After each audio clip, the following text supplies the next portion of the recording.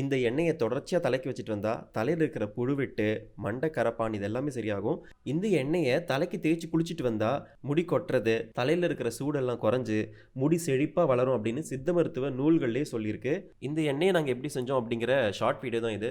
இதோட முழு வீடியோ பார்க்கணுன்னா டிஸ்கிரிப்ஷனில் லிங்க் வச்சுருக்கேன், மறக்காமல் பார்த்துருங்க. கோபுரம் தாங்கி இந்த கோபுரம் இது எப்படி வளருதோ அது மாதிரி முடி நல்லா வளரும். பாருங்க, பார்க்குற இடமெல்லாம் அதுதான். இந்த அடுத்து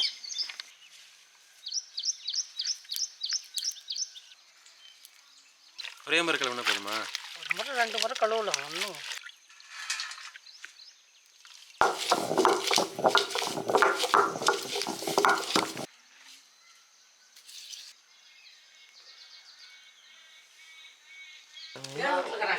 அந்த ஊட தடுக்கல